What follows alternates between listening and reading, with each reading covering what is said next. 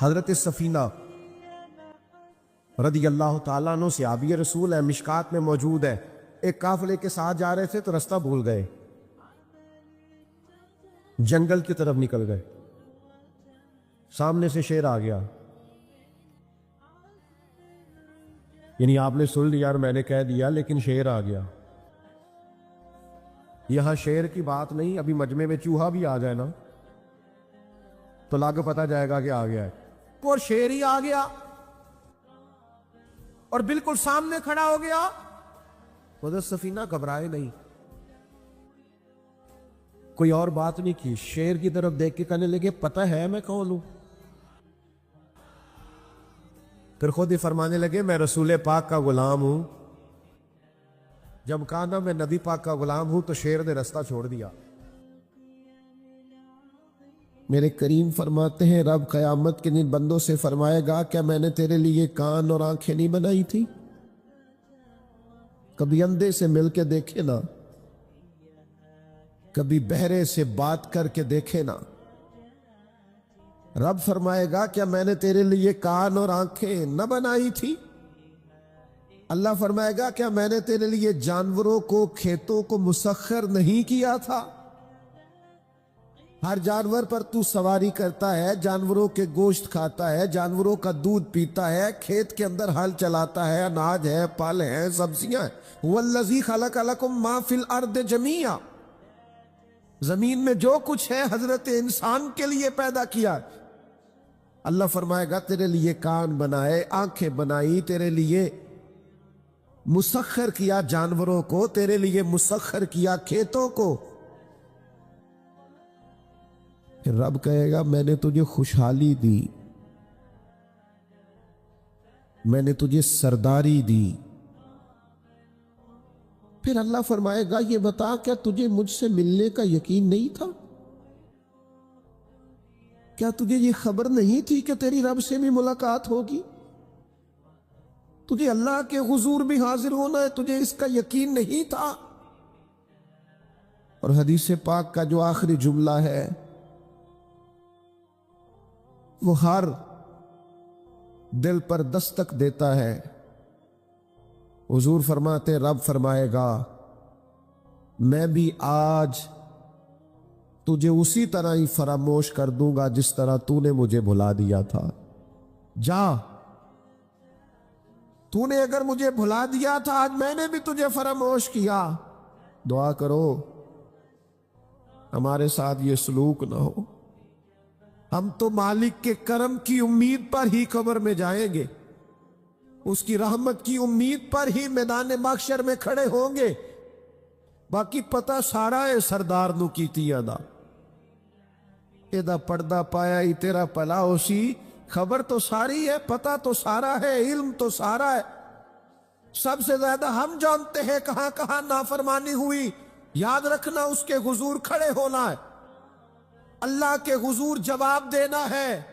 اگر ظلم کیا ہے ملازم پر تو جواب پھر بھی دینا ہے، ظلم کیا ہے گاہک پر تو جواب پھر بھی دینا ہے، اگر ظلم کیا ہے پڑوسی پر تو جواب پھر بھی دینا ہے۔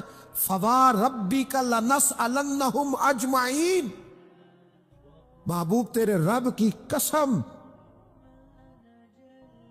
اپنے لفظوں میں بات کروں، اللہ کہتا ہے محبوب میں تیرے رب دی قسم میں انہوں نے پوچھ لینا ہے، پوچھ لینا ہے میں نے ان سے سوال کرنا ہے۔ اما کانوا یعملون، جو یہ عمل کرتے تھے پوچھوں گا، سوال کروں گا۔ اور میرے نبی پاک صلی اللہ تعالی علیہ وسلم کے غلاموں، اگر ظلم کیا ہے بیوی پر حساب پھر بھی دینا ہے، اگر وراثت کی تقسیم پر زیادتی کی ہے بہن بھائیوں سے حساب پھر بھی دینا ہے، اگر تربیت ٹھیک نہیں کی اپنے بچوں کی تو حساب پھر بھی۔ تم سربراہ تھے ایک ادارے کے، تمہارے پاس امانتیں آتی تھیں، بچے پڑھتے تھے، مجموع کے مجمع تم سے عقیدتیں رکھتے تھے، لوگ تمہیں نیک سمجھتے تھے، ہاتھ چومتے تھے، پھول پھینکتے تھے، تم نے بڑی عزتیں سمیٹی، تم نے خوشحالیاں اور سرداریاں سمیٹی. فَوَرَبِّكَ لَنَسْأَلَنَّهُمْ، تمہیں حساب دینا ہے. آج بڑے بڑے لوگ حساب کے ڈر سے کانپ گئے. بغداد کے شیخ عبد القادر جیلانی حرم مکہ میں سر سجدے میں رکھ کے کہنے لگے مہربانی کرنا مجھ سے حساب نہ لینا. خواجہ حسن بصری کہتے ہیں میں حرم میں تھا، اپنے حجرے میں تھا، کسی کے چیخنے کی آواز آئی یا اللہ معاف کر دے، یا اللہ معاف کر دے، حساب والے دن میرے اوپر نرمی کرنا. فرماتے میں نے کہا کوئی گناہ گار آہوزاری کر رہا ہے، میں جا کے تسلی دیتا ہوں. اور جب میں نے جا کے چہرہ دیکھا میں کلیجہ پھٹ گیا، وجود کانپ گیا، اور میں اس دعا کرنے والے کے قدموں سے لگ گیا. لوگوں تمہیں پتہ ہے وہ کون تھا جو دہائی دے رہا تھا کہ مالک حساب نہ لینا؟ وہ حسین کا کربلا میں تنہا بچ جانے والے صاحبزادہ امام زین العابدین تھے. وہ شیر خدا کا پوتا، فاطمہ کا جگر پارا، تعلیم امت کے لیے حرم مکہ میں اللہ کے حضور آہوزاریاں کرتا ہے. مالک وَلِمَنْ خَافَ مَقَامَ رَبِّهِ جَنَّتَانِ، اللہ کہتا ہے جو میرے سامنے کھڑے ہونے سے ڈرے گا میں 2 جنتیں دوں گا. امام زین العابدین حرم مکہ میں کہتے ہیں مالک حساب نہ لینا، مہربانی کرنا، پردے رکھنا. زین العابدین آپ کا تو پلو پکڑ کے ساری امت جنت میں جائے گی. آپ کے تو قدموں سے لگ لگ کے ہمارے باپ ہمارے دادا جنت میں جائیں گے. آپ کی دادی سیدہ پاک کے آنچل میں چھپ کے تو ہماری بیٹیاں پناہ مانگیں گی، ہماری مائیں ان کے قدموں سے لگیں گی تو جنت کے راستے کھلیں گے. امت کو تعلیم دیتے ہیں ڈرو نہ، اپنی زندگی سنوارو نہ، اپنے شب و روز پر توجہ کرو، بدل نہ جائے یا رب. کچھ اپنی آخرت کا تصور نہ بنائے، کچھ اپنے رب سے معافی نہ مانگے، قیامت میں حساب دینا. وہ کہتا ہے تمہیں سامنے، اور نبی پاک علیہ الصلوۃ والسلام کی احادیث، آثار اور ساری چیزیں سامنے رکھ کے علماء نے ایک نتیجہ نکالا ہے. فرمایا قیامت کے دن سب سے پہلا حساب علماء کا ہوگا. انہوں نے عزتیں زیادہ سمیٹی ہے نا. یہاں ایک دفعہ ایک ایم پی اے صاحب آئے ٹائم لینے کے لیے، میں نے معذرت کر لی، میں نے کہا میرے پاس وقت نہیں ہے. تو مجھے کہنے لگے لوگ تو ہمارے پیچھے بھی بڑے ہیں. میں نے کہا آپ کو لوگ ووٹ دیتے ہیں، ہم پر لوگ جان دیتے ہیں. اتنی اگر سعادتیں سمیٹی ہے تو پھر سنو نا، جنہوں نے یہ دعوے کیے ہیں کہ ہم دیندار ہیں، فرمایا پہلا حساب علماء کا ہوگا، دوسرا حساب مجاہدین کا ہوگا، تیسرا مالداروں کا ہوگا، اور فرمایا یہاں تک کہ اللہ تو صبح قیامت انبیاء کرام علیہم السلام سے بھی تبلیغ کے بارے میں سوال کرے گا. ہر ایک سے سوال ہونا ہے. ہم اپنی اپنی تیاری کریں قیامت کے روز کے لیے، آخرت کے دن کے لیے.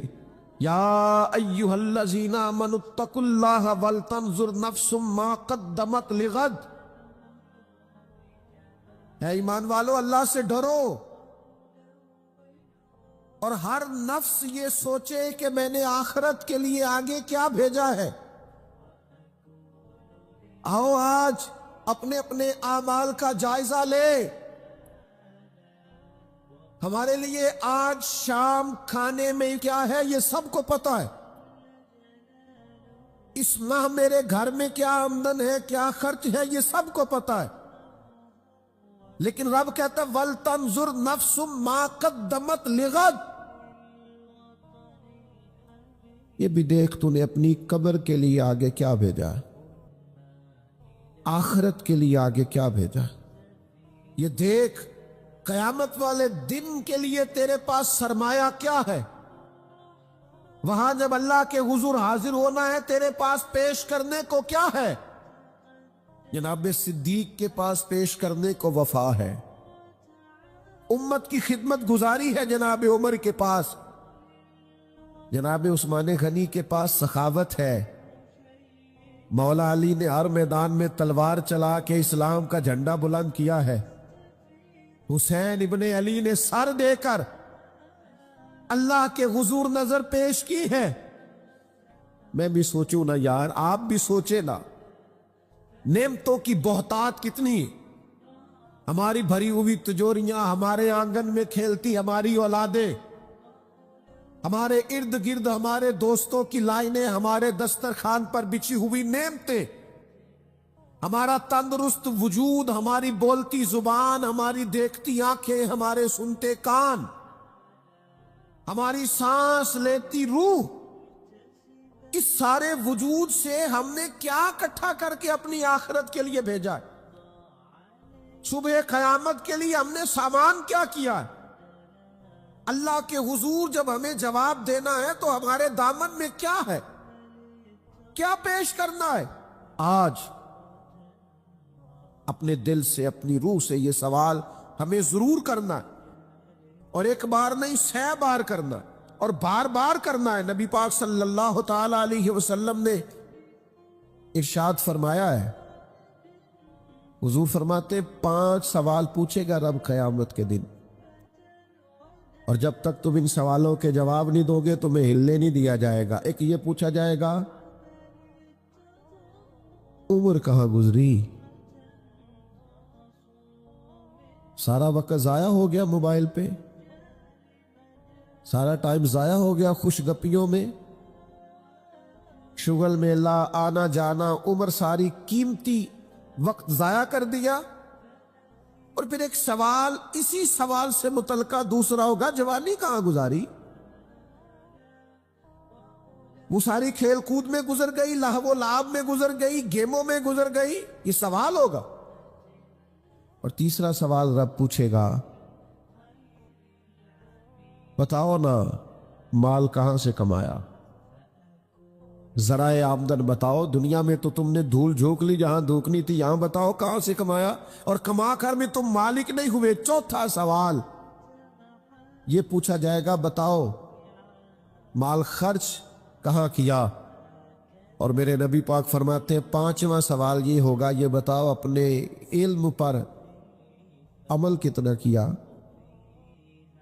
لیکچر دینا آسان ہے، تقریر کرنا آسان ہے، واعظ کرنا آسان ہے، سمجھانا آسان ہے، فیس بک پر اچھی نصیحت لکھ دینا آسان ہے، روز صبح واٹس ایپ پہ سب کو بہترین نصیحتیں بھیجنا آسان ہے، لیکن قیامت کے سوالوں میں سے ایک معتبر سوال ہے، بخاری میں موجود ہے، 5 سوالوں میں سے آخری سوال یہ ہے کہ جو تم جانتے تھے، جس کا تمہیں علم تھا، جو تم نے سیکھا تھا، جو تم نے پڑھا تھا، اس پر تمہارا عمل کتنا تھا؟ کس کو نہیں پتا نماز فرض ہے؟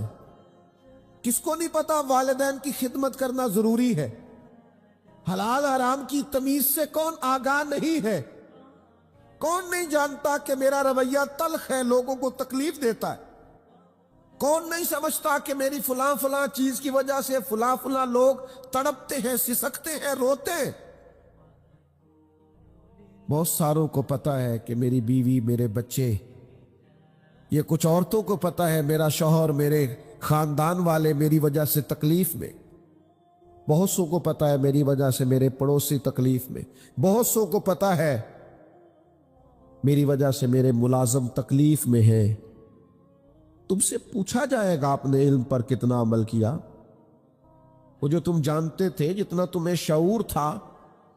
آج پوری امت مسلمہ میں کیا ہو رہا ہے؟ تقریریں، واعظ و نصیحت، فقط واعظ و نصیحت۔ اقبال کہتے ہیں مسجد تو بنا دی شب بھر میں، ایمان کی حرارت والوں نے. اور یہ دیکھنا کیا کہتے من اپنا پرانا پاپی تھا، برسوں میں نمازی بن نہ سکا. اور اقبال بڑا اپدیشک ہے، من باتوں میں موہ لیتا ہے. بڑی سونی باتیں کرنی آتی ہے ہمیں. اقبال بڑا اپدیشک ہے.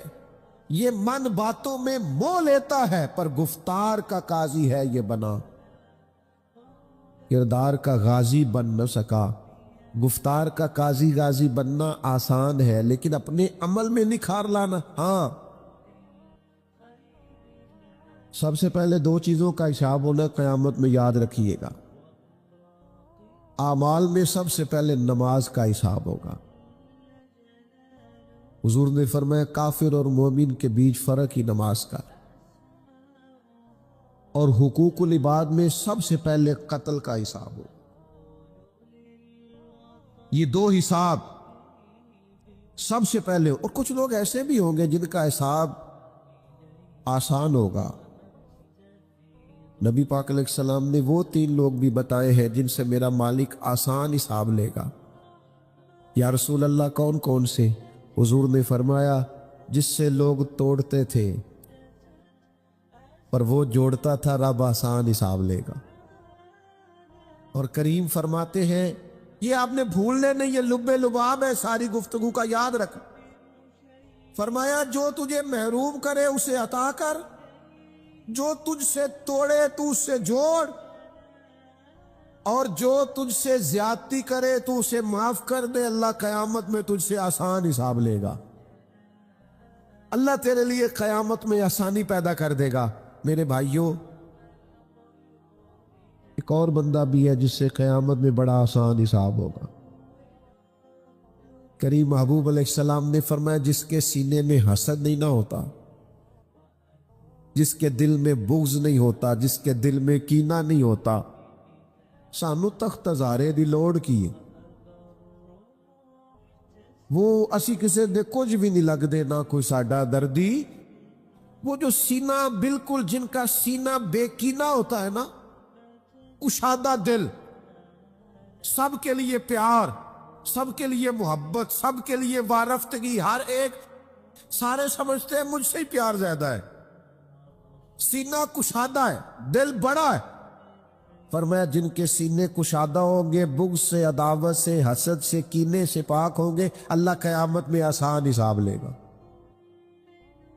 اچھا، میرا وجدان کہتا ہے کہ میرے نبی پاک کے پاک لفظوں کا معنی یہ ہے قیامت میں رب ان سے فرمائے گا جاؤ میں نے تمہیں معاف کیا. جن کے سینے صاف ہوں گے، دل صاف ہوں گے، پاک ہوئے تے پاک ہی مل ڈائی. بنا پاکو پاک نہیں ملدا. سارے وجود نو دھون دے نالوں اکو دھولا ٹکڑا دل دا. دل ہو صاف، دل ہو کشادہ. 14 طبق دلے دے اندر اسا تمبو وانگو تاڑے ہو. یہ تمبو دیکھ رہے ہو نا، چھاؤں دے رہا ہے نا، جل رہا ہے نا. درویش کہتے ہو 14 طبق میرے دلے دے اندر تے میں تمبو وانگو تانے ہوں، دل دریا سمندروں ڈونگے. یہ کون دلاں دیاں جانے ہوں اسا کیتی ہے جان حوالے رب دے. ایسا عشق کمایا مرن تو پہلو ہی مر گیا باہو، تاں مطلب نو پایا ہے.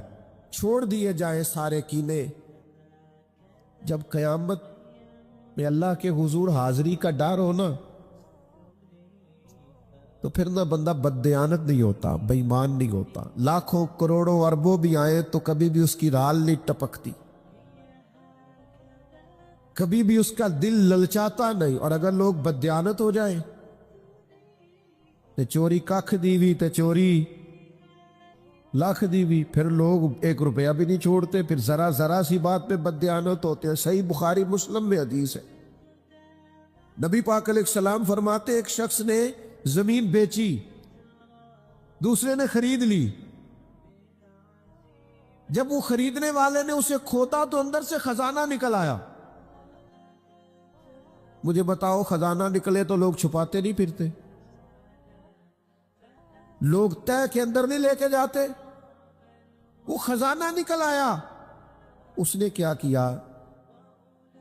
وہ لے کے اس شخص کے پاس چلا گیا جس سے اس نے زمین خریدی تھی. کہنے لگا یار تیری زمین سے خزانہ نکل آیا, میں نے زمین خریدی تھی, خزانہ تو نہیں نہ خریدا تھا. یہ ذرا دیانت کا عروج دیکھو, تقوی کا نور دیکھو. یہ دیکھو باطن کیسے تھے لوگوں کے. اربوں کروڑوں روپیہ یہ حضور بیان فرما رہے ہیں, بخاری مسلم میں موجود ہے. کریم فرماتے ہیں اس شخص نے جا کے کہا بھئی میں نے زمین خریدی تھی, خزانہ نہیں خریدا تھا, لہذا یہ تیرا ہے. وہ بھی رب کا بندہ تھا. کہنے لگا میں نے نا زمین بیچی تھی اور جو کچھ ہے وہ سارا ہی بیچ دیا تھا, لہذا نکل آیا تو تیرا ہی ہے. میرا ہوتا تو جب میرے پاس تھی تب نکلتا, لہذا تیرا ہی ہے. دونوں میں بحث ہونے لگ گئی. وہ کہتا ہے تو رکھ, وہ کہتا ہے. آج کل کیا ہوتا ہے, وہ ذرا مہنگی ہو گئی نا, سڑک گزر گئی, کہتے ہیں مکر جاؤ. زمین ذرا مہنگی ہو گئی ہے, کوئی تھوڑا ریٹ اور لگ گیا, خزانہ نکل آیا. حضور فرماتے وہ دونوں ایک دانا کے پاس گئے اور جا کے کہا یار یہ مسئلہ بن گیا ہمارے لیے, خزانہ نکل آیا زمین سے. تو اب میں اسے کہتا ہوں تو لے واپس, چونکہ تیری زمین سے نکلا ہے. تو یہ کہتا ہے میں نے زمین بیچی تو خزانہ بھی بیچ دیا. وہ دانا کہنے لگا تمہاری کوئی اولاد بھی ہے؟ ایک کہنے لگا میری بیٹی ہے, دوسرا کہنے لگا میرا بیٹا ہے. کہنے لگا دونوں کی شادی کر دو اور خزانہ دونوں کو دے دو. اور میرے بھائی جب حضرت شیخ ابو الحسن ایک درویش تھے مصر میں, ہر روز دعا مانگتے تھے یا اللہ تاجر کی ان 2 بیویوں پہ رحم فرما, یا اللہ اس تاجر کی 2 بیویوں پہ رحم فرما. لوگوں نے کہا حضور یہ کیا معاملہ ہوا؟ فرمانے لگے یہاں مصر میں ایک تاجر رہتا تھا, اسے اکثر و بیشتر تجارت کی غرض سے ملک شام جانا پڑتا, تو اس نے سوچا وہاں نکاح نہ کر لوں. اس نے وہاں نکاح کر لیا. مالدار تھا, وہاں ایک بیوی رکھ لی, مکان رکھ لیا. اب یہ جو بیوی مصر میں تھی نا, اسے تھوڑا شک گزرا. بیوی بڑی گہری جاسوس ہوتی ہے. اسے سمجھ آ گئی کہ بدلے بدلے سے میرے محبوب نظر آتے ہیں. اسے سمجھ آ گئی کہ دھلے دھلے کپڑے آتے ہیں, وہ کیفیت ہی نہیں پہلے جو رنگ ہوتا تھا. ایک شخص کو پیسے دیے, کہا ذرا اس کی جاسوسی تو کر. شیخ فرماتے وہ ملک شام پہنچا, اس کے پیچھے پیچھے وہاں جا کے اس نے واپس آ کے خبر دی کہ تیرے شوہر نے تو نکاح کیا ہوا. لیکن اتفاق کی بات یہ کہ اس دفعہ جب یہ سفر سے آیا تو شدید بیمار تھا. بیوی حوصلے والی تھی, صبر والی تھی. اس نے سوچا کہ ذرا صحت اس کی ٹھیک ہوتی ہے تو پھر میں اس سے بات کروں گی کہ تم نے مجھے بتایا ہی نہیں اور نکاح کر لیا ہے. لیکن اس کی طبیعت ٹھیک نہ ہوئی, وہ زیادہ بیمار ہوا حتیٰ کہ انتقال کر گیا.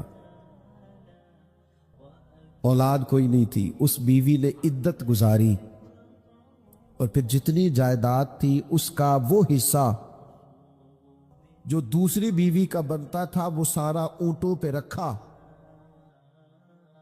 اور مصر سے لے کر شام پہنچی اپنے بھائیوں اور عزیزوں کے ساتھ. اور اسے جا کے کہنے لگی زمانہ تو نہیں جانتا پر میں تو جانتی ہوں نا, اللہ کو جواب دینا ہے. اس کی تو بھی بیوی ہے, جتنی میں حقدار ہوں تو بھی حقدار ہے, لہذا یہ حصہ تیرا رکھ لے. وہ کہنے لگی میری بہن اللہ تجھے جزا دے, جس رب کو تو نے قیامت میں حساب دینا میں نے بھی اسے ہی دینا ہے.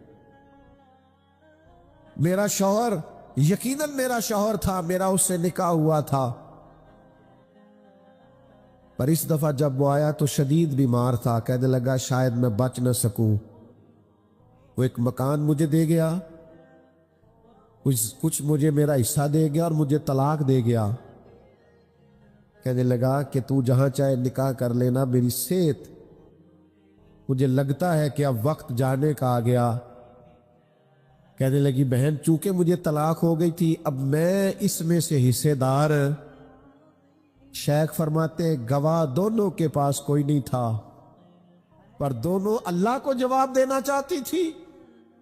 اس تقوی کا مظاہرہ کیا، فرماتے میرا دل کرتا ہے جب بھی نماز پڑھتا ہوں تاجر کی دونوں بیویوں کے لیے دعا کرتا ہوں، فَوَا رَبِّكَ لَنَسْأَلَنَّهُمْ أَجْمَعِينَ، محبوب تیرے رب کی قسم قیامت میں ان سے حساب لوں گا۔ یہ جو آخرت کا تصور ہے نا، حضرت ابو ذر غفاری رضی اللہ تعالیٰ عنہ نے اپنے غلام سے کہا جو بہترین اونٹ ہے وہ اللہ کے رستے میں خرچ کر دو، خیرات کر دو، بہترین۔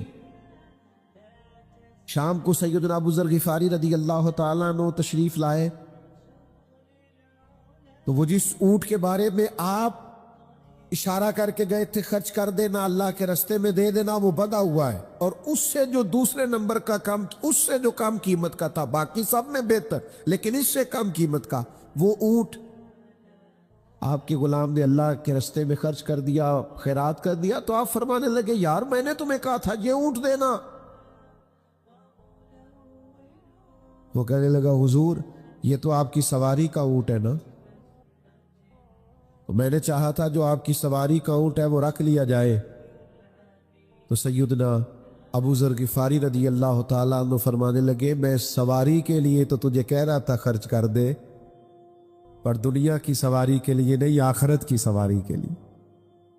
وہ جو قیامت میں اللہ کے حضور پیش ہونا ہے تو میں نے کچھ بھیجا ہوا تو ہو، وہاں میرے پاس کوئی خزانہ تو ہو، آخرت کی جمع پونجی تو ہو، کوئی ہو نا میرے پاس جو میں نے آخرت کے لیے۔ ناراض نہ ہونا، بہت سارے معاملات میں ہم اولاد سے نہیں مشورہ کرتے، نہیں گھر والوں سے پوچھتے، اللہ کے راستے میں خرچ کرتے ہوئے کیوں کہتے ہو مشورہ کر کے بتاؤں گا،